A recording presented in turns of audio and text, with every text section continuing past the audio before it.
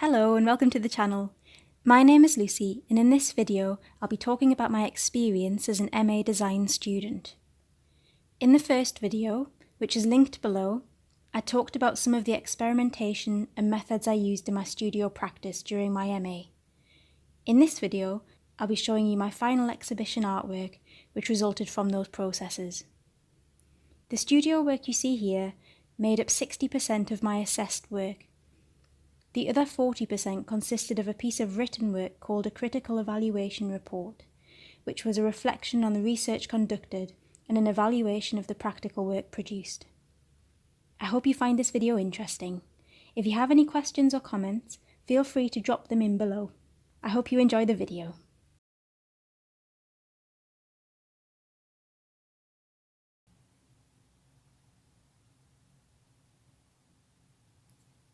So the first work that I produced as my final outcomes were these letterpress prints, and these were done fairly early on in the programme.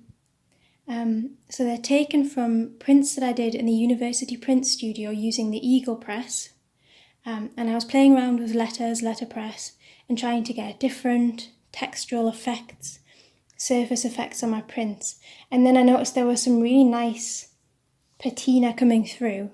Anyone who's used letterpress will know that the patina that you get on your prints is just second to none. It's just gorgeous. And so I really wanted to exploit that as much as I possibly could. So what I did was I scanned a lot of my prints that I'd done, and I played around with the ink too when I was printing them. So this is the actual, this hasn't been edited at all digitally apart from to enlarge it, because I wanted to keep as much of the printed texture as I possibly could, because I really wanted to see whether or not I could get it to come through effectively in a digitally printed version. So this grey was the ink that I actually did use in the print studio, and these little idiosyncrasies here were all just parts of the actual traditional printing process. So this one here, just to play on the word solitude, because I think that if you can represent a word visually using typography, if that makes sense, it's really, really effective. It's a lovely way of representing what a word can mean, you know, what the actual meaning of the word is. Anyway, so yeah, this was layered digitally and it was printed on Japanese washi paper, which you can see here. And because the light's shining through it, you can see the texture, the surface texture. And oh, it's just lovely. It's lovely paper. I love working with it so much. It's so strong, but it's so soft at the same time. And it just absorbs your image. It doesn't sit on the top. Doesn't reflect light, it just absorbs. It's gorgeous. So you can also see, I'll put a close-up shot in on this video so you can see the surface of this print.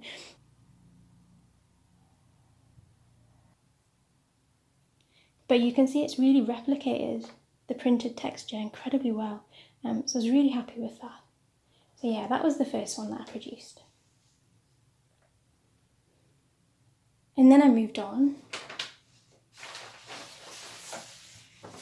to playing with ordering letters on the press, the Eagle Press at uni. So shadow, what I tried to do with this one is I used 2 brayers to ink up, and I used black and white ink and tried to get a kind of choppy, shadowy effect across the surface of the print. So you can see these kind of like blocky lines here where I used the 2 different brayers.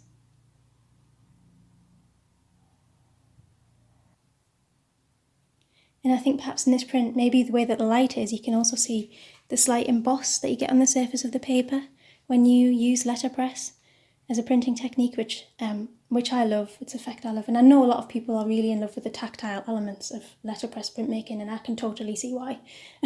I definitely fell in love with it when I started using it. So yeah, this one I scanned again.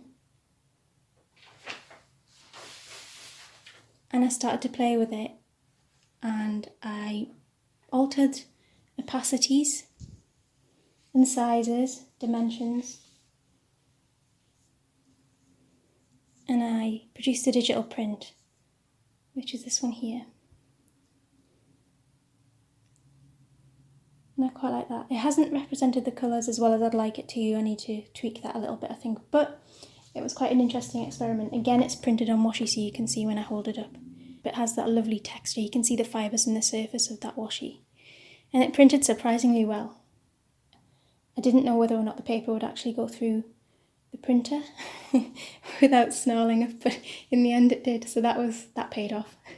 It was a tense few moments at uni. But yeah, so I quite like the effect that that's got. And I used the smooth side of the washi for this one, so it's got a slightly smoother finish than the Solitude print over there. So it's interesting to compare those two finishes. I will say that I'll use the rough side of the washi in future. The reason that I didn't think it would work is because I thought perhaps the roughness of the surface of the paper wouldn't allow the ink from the printer to adhere particularly well, but it did. So that's something I know for the future now. Yeah. And I did a version of that one using craft paper too, because I just wanted to see what it would look like on a different background.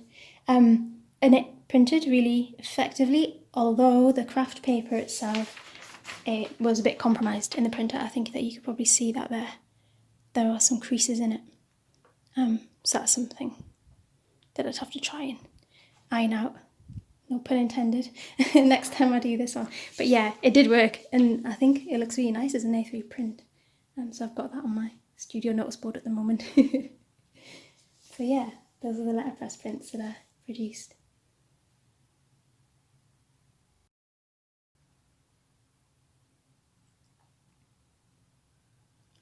So another of the pieces that I produced as part of my MA output was this triptych here.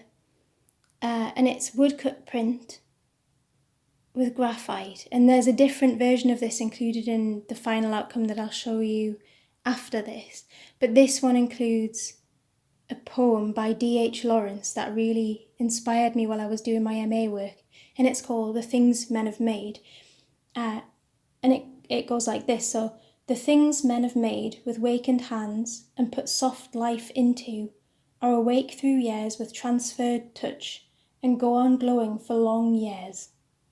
And for this reason, some old things are lovely, warm still with the life of forgotten men who made them. And I just think that that is a really beautiful piece of poetry. It really sums up how I feel about craftsmanship, and the hands in the design and making process. I think that it's just a lovely tribute to craftsmen and craftswomen. And so I included it on this piece of work here. And it was experimental, this piece. And I really just divided it into three because I wanted to see whether or not I could make a print work horizontally as well as vertically. So it was a test really, this one. So the poem itself has been printed using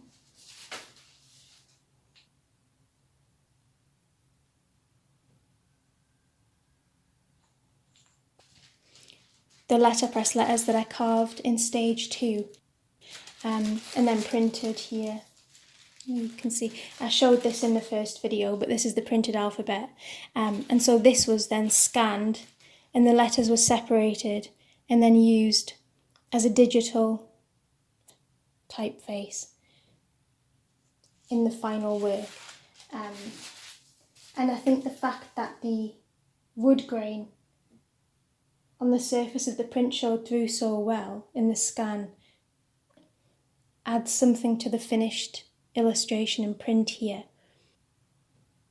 Yeah, and it was really just an experiment in composition, and trying to incorporate letters, typographic elements and words into an image composition, because I didn't want it just to sit separately by itself out somewhere, or underneath it, or be just stuck on somewhere, the poem. I really wanted it to form a part of the actual image itself. So I don't know, I'm undecided. I'm not entirely sure if it should really have been a triptych. I think that maybe it would have just looked better as a nice square format print, bit like that. I think the image itself is pleasing, but yeah, it's something I'd like to play around with a bit more in future.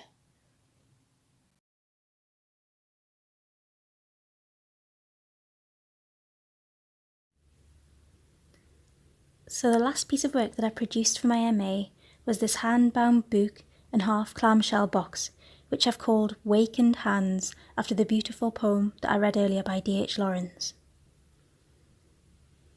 It's got a double-layered cover made with Canson multimedia paper and gold tissue, and it also has a wood embossed detail.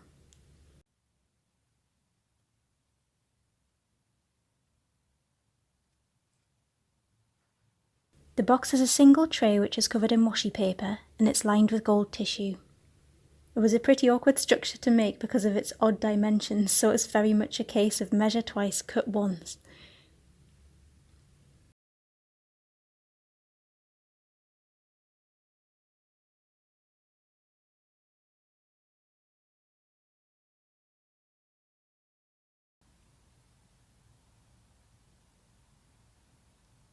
So this is the cover of my book, and it was created using grey board, which was then covered with a double layer. So the first layer was this gold tissue here to create this seam running through, and the second layer was Canson multimedia paper, which is a really lovely paper to use in bookbinding, and it's really affordable as well. So if you want a budget, this is a great one to use. So it's Japanese stab bound with a hard cover, and this seam here beside the spine makes it easy to open and close the pages. You do have to include a seam if you use a hardcover and a stab binding, otherwise the book remains really rigid and you can't read it. So yeah. The spine here features a driftwood detail, and it's just a piece of driftwood that I picked up off the beach near where I live, and it's been stitched using gold thread just to fit in with the theme, the aesthetic theme of the rest of the book. The cover itself has also been hand embossed, so that was done using this piece of wood here. You can see. So this is just an offcut piece of wood that I pinched from my parents' wood basket, and then I wire brushed it just to bring up the grain here, and then hand embossed it so you can see. If I turn it that way, you can see even better. There, that's the result you get with that. At first I was under the impression that you would always have to use a press to emboss properly, but I've recently found out that's definitely not the case. And you can get some really nice effects with hand embossing. So I would definitely urge you to give that a try if you like the effect.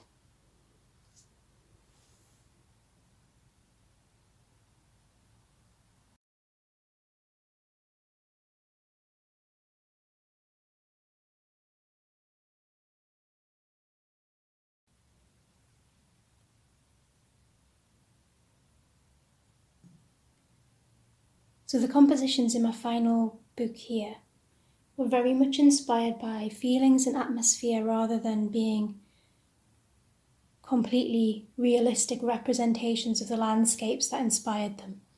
And the book consists of an equal mix of landscape prints and illustrations featuring hands.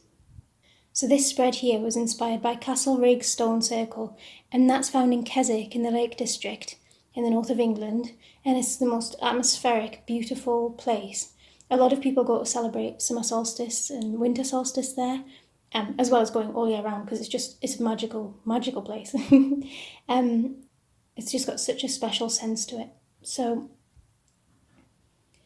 this is woodcut with graphite detail, wood printed textures here, and the typographic elements right the way through this book are excerpts from Juhani Palasma's The Eyes of the Skin, which I mentioned in the first video. So this excerpt here reads, "Time and space are eternally locked into each other in the silent spaces between these immense columns. Matter, space, and time fuse into one singular, elemental experience, the sense of being." So those immense columns made me think very much of a stone circle in the sense of magic that you get when you're in a place like that. So yeah, that's what inspired this spread. And the sun that I've included here in the mist, that was taken from the Yakisugi pine block that I showed in the last video. And I'll show you that again now. And you can see, obviously it's a lot smaller because I printed it and then I scanned it and I just included a ghost on the final printed spread, and then I finished it using a gold ink. So yeah, that's where that went.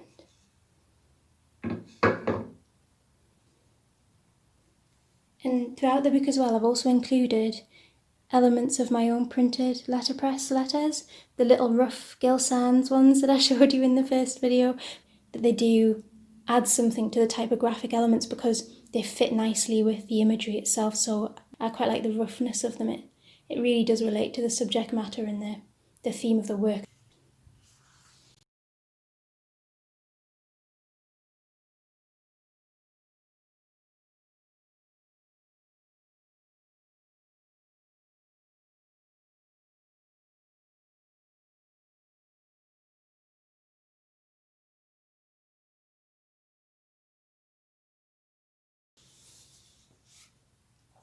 And in this book, I bound it with these pieces of Kozo handmade paper as covers over the spreads themselves, just to protect them. But also they had a really lovely light texture. Quite hard to work with because it's very fragile, this paper, and it tears very easily, but it's really, really lovely. Something I did notice about this paper too is that when you're dividing it, you get a lot of little fibres that fly off it. They really tickle your nose and make you want to sneeze when you're working with it. So yeah, if you work with this paper in future, you'll find that out for yourself. And so this spread here, you can see the gold seam in the pebble pretty well here. Sometimes it's very hard to get gold to show up on film, I find. But yeah, graphite drawing and then a woodcut element finished with the gold ink again on the final spread, so that's hand finished. And this one is to do with the tactile sense. So the quote here reads, "The tactile sense connects us with time and tradition. Through impressions of touch, we shake the hands of countless generations. A pebble polished by waves is pleasurable to the hand, not only because of its soothing shape, but because it expresses the slow process of its formation. A perfect pebble on the palm materializes duration. It is time turned into shape." And this is a central idea from Plasma's work, The Eyes of the Skin, that runs through this piece of work that I produced for my MA. The significance of the visual signs of time passing, the weathering and the aging, which roots us in the physical, natural world and gives us a sense of existence in the continuum of time and space. And I think that's sometimes missing these days. We live, especially now, actually in the time of COVID, we live in a very virtual environment, a lot of us. We work from home, we sit and look at a screen all day, every day, and actually I really don't think that that's very healthy. I'm not sure what the solution would be for that, because I know that it's just part of it, modern work, but yeah, I think that his comments that he made in that book, which I think was published about 1995, have just become more and more pertinent. Yeah. And I include a lot of hands in this book, and I talked a little bit about it when I was talking about the drawings in the first video, but I just find hands to be so expressive. They tell you so much about a person and their personality and what work they do, and the way they use their hands when they speak, which I'm doing it now when I'm talking to you guys.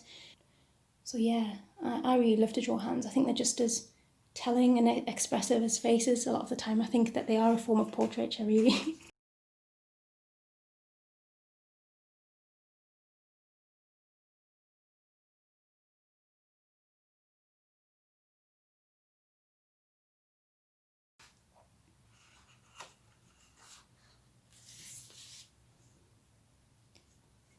So this next spread is inspired by the landscape from where I grew up, which was Hadrian's Wall country.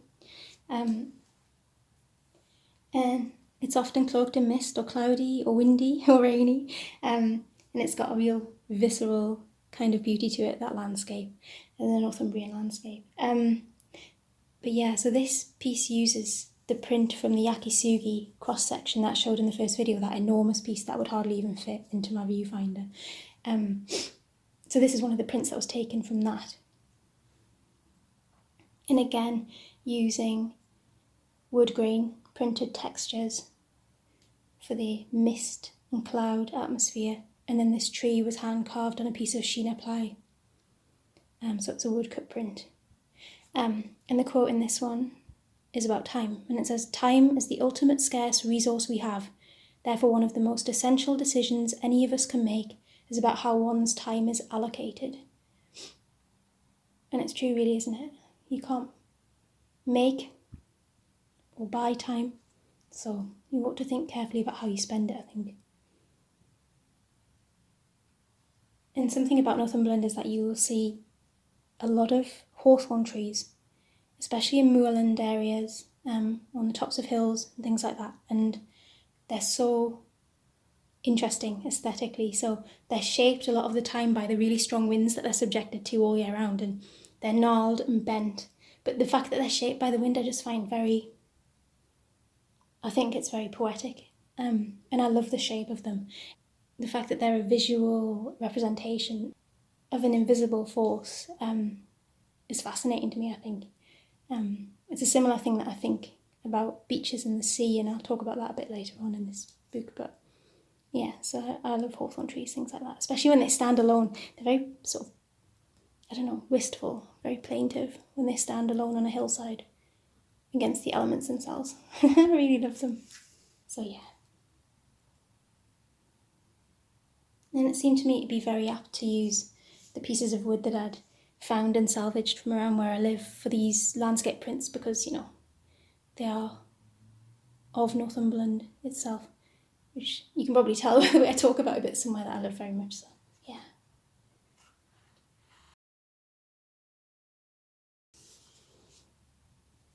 And so this next spread is a very simple illustration.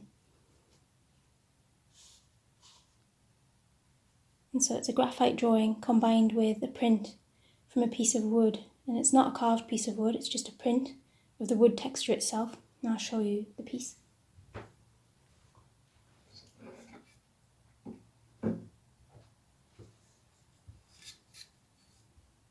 So the print was taken from this piece of wood here. Hope that you can see that, yeah. And then it was scanned and used with my graphite drawing there. And none of the things that I scan or render digitally are ever edited. The images aren't changed at all when I scan them, because I like to keep them as true to the original as possible. So, but the quote in this one reads, "Machine-made materials of today, scaleless sheets of glass, enamelled metals and synthetic plastics tend to present their unyielding surface to the eye without conveying their material essence or age. The weakening of the experience of time in today's environments has devastating mental effects." And that goes back to Palaasma's ideas. And he talks about the materials that are used in modern construction. A lot of the time they're very highly reflective. They're enamelled, like he says here, scaleless sheets of glass. So there's not really a discernible human element to them or natural element to them a lot of the time. And what they tend to do is reflect yourself back at you, which is something that I think is a good metaphor for the culture that we live in today a lot of the time. So there's, you know, the obsession with sort of taking the perfect selfie and presenting the perfect image of yourself on social media, when actually maybe it would be more interesting if we looked outside of ourselves a little bit more often. And again, I think this is something that's important in the time of COVID, when we're all sort of stuck at home, because I think you start to turn your thoughts really inward. And perhaps that isn't always a very healthy thing to do. If it's not healthy reflection on things that really matter, I think sometimes that's maybe a harmful thing to do for a lot of people. I know it is for me. I don't want to make any assumptions about how other people live or behave, and I certainly don't have any problem with people taking selfies and having lovely social media accounts and things like that. But I think I think personally, it's a reminder to myself too, is that, you know, sometimes it's just really nice to look outwards at the world and appreciate nature. Yeah. Sorry, anyway, I'm rambling a bit there. But I do really love how the wood grain texture here just perfectly represents water. And I also love the fact that, you know, when you touch water, it ripples. It can look like a sheet of scaleless glass. It can look like a scaleless sheet of glass. But when you touch it, it ripples. the reflection breaks away. And also this alludes a little bit to the myth of Narcissus, who fell in love with his own reflection, Yeah, but that's getting a bit too deep. So anyway, I like that illustration, and I kept it very simple. I do like to leave a lot of white space in my illustrations.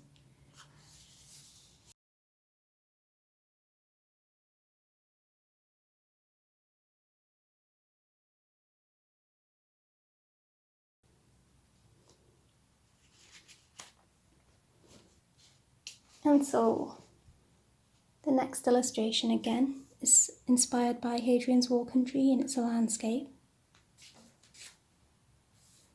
Something I find very comforting about these sorts of landscapes in general, not just in Northumberland, is how seemingly unchanging they are. Of course, the sky and the weather changes constantly, but the landscape itself and the crags and the rocks, they change imperceptibly, but the landscape remains the same. And so that's something I find really comforting, that sense of consistence, that constant, that whatever happens to you, that landscape's just sitting there under the sky and it'll be there when you get back to look at it and take stock. And it'll be there if you're happy, it'll be there if you're sad. So yeah, that's something that I really like about landscapes.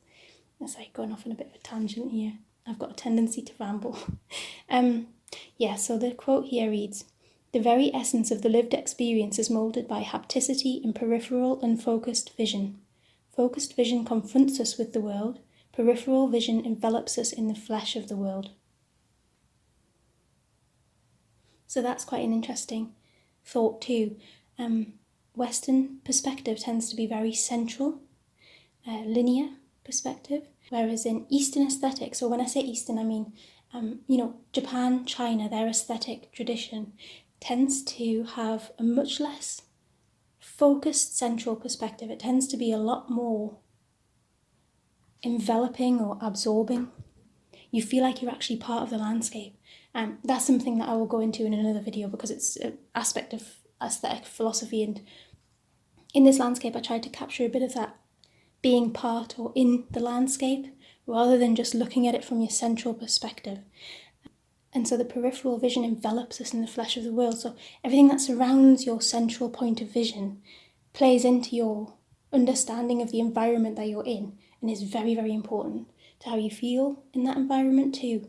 And so that's what I was trying to get across in this composition. It's another aspect of why I use long format compositions in my work too, because that stretches the eye and it gives you more a sense of being enveloped in the image, I think. Tell me what you think about that actually. I mean, that's just my perspective on it. Excuse the pun. But if you have thoughts on that, I'd love to hear them in the comments, because that's something that really fascinates me a lot. So yeah.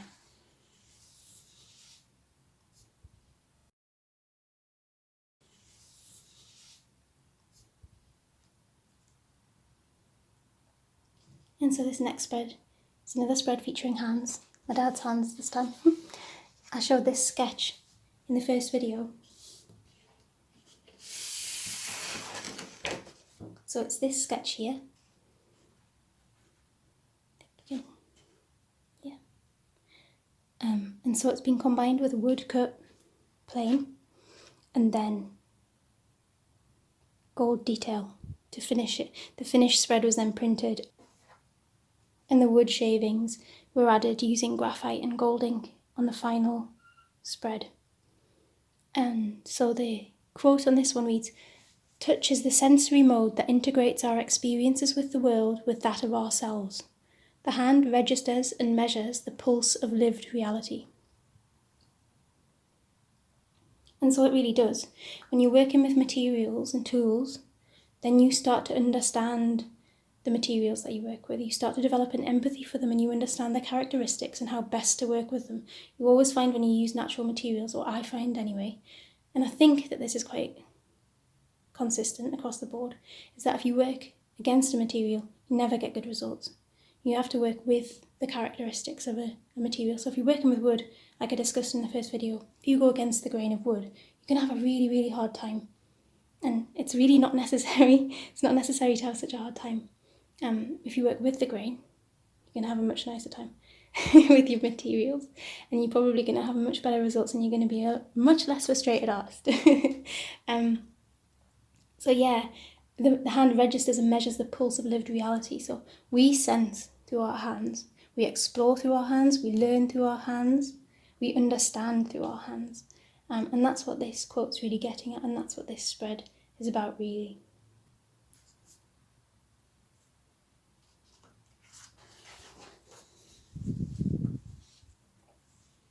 And then this spread here is a seascape. So like I mentioned earlier, I really love seascapes. I love the beach and the coast. And this again is wood cut print with graphite, and then wood printed textures. The knots in the wood form the sky. And the quote here reads, "We have a mental need to grasp that we are rooted in the continuum of time." So that goes back to what I was saying about natural materials allowing us to see their aging process and allowing us to root ourselves in a continuum of time and space as human beings. Understand in a sense, to understand our existence in a certain time frame on the planet, So I think the seaside's very symbolic. It always makes me a bit wistful, yet it really, but it also represents opportunity and optimism, because you look at the horizon and you imagine, what's just beyond the horizon. And the sounds of the waves are a constant reminder of the power of nature, I think. So they can be soothing and hypnotic. In summer, you can fall asleep to them. Or in winter, they can be really violent and dangerous sounding. So you just get the sense of that raw power of nature all the time when you're at the beach, I think. Another aspect of the beach that I love, and it goes back to my pebble spread earlier, and the materials being shaped by time, is that if you look at the rocks on a beach, you'll often find they've been shaped by the waves in really interesting ways. And the sand too, so the patterns that you get in the sand are amazing to photograph or draw. And they are like a visual representation of something very transient and temporary, like the flow of water, the constant flow of water, but they're a permanent reminder of what that water does and how it moves. And so the shapes on the bottoms of the rocks and things are just wild. They're really inspiring, I think. Those contours that are formed by the water on the bottoms of the rocks, just really interesting. Quite awe-inspiring.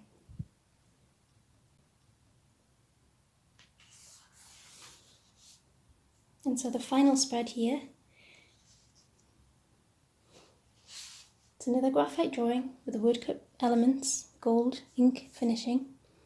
And this is the sculpting hands, which was this sketch here. Can't fit it, it's too big. Just about see. So that was that sketch there.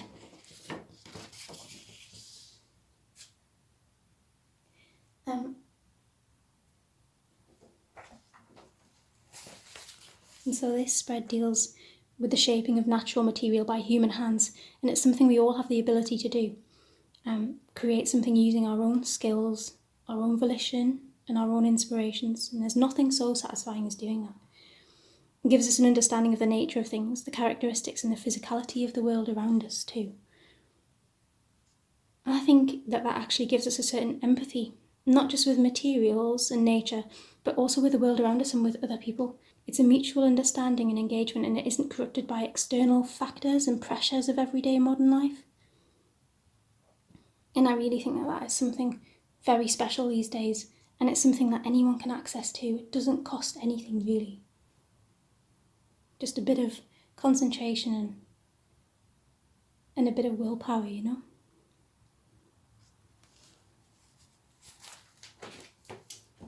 Anyway, that's enough of that. So that was my final MA piece that I'm going to show you in this video. And those were my studio outcomes from my MA. I hope that you enjoyed going through them with me. and I didn't bore you too much. I know I have a tendency to ramble, but it was the philosophy that informed my work, so I don't know. I hope that it added something to my explanation for you. Let me know what you think in the comments down below. I'm always open to suggestions for improvement and feedback, and any questions that you want to ask, please do. You're very welcome to. And if you enjoyed the video, it'd be great to have a thumbs up. And if you really enjoyed it and you want to see a bit more from me in future, then perhaps you'll consider subscribing to my channel. But thanks so much for watching, and I hope you have a lovely day.